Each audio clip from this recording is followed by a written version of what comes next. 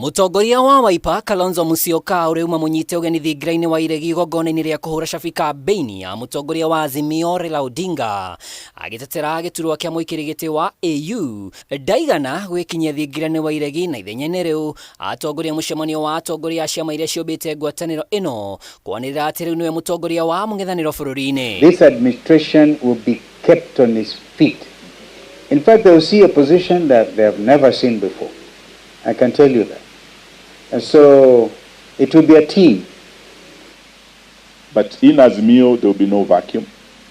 We have several parties, constituent parties of AZIMIO.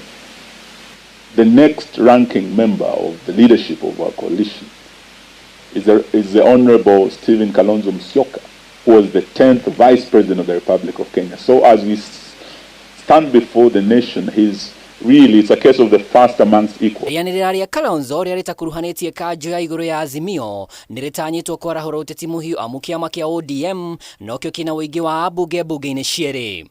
Mutongoria wa DAP Kenya Eugene Wamalwa uria ukoretwo ari muthiriti wa Kalonzo ugite Kalonzo niwe mutongoria munene thutha wa RAILA ODINGA ngwataniro-ini ino. As he goes to Addis Ababa, kwa baba, we want to wish him well. As we remain behind, we will do that which he would have done if he was still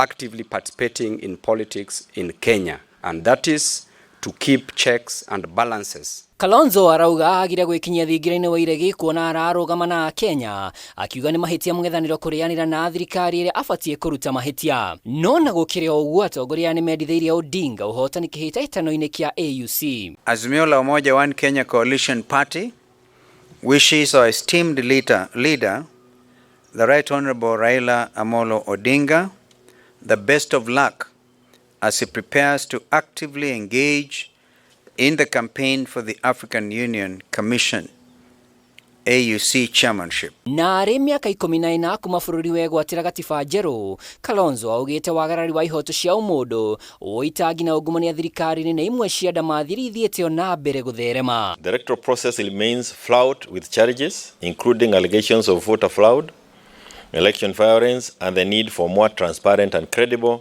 election management. 14 years later, in every election in Kenya, we still witness violations of the general principles of the electoral system as provided for under Article 81 of the Constitution of Kenya 2010. Girifotera Kameme TV, rĩtwa rĩakwa nĩ Mwaura wa Ndung'u.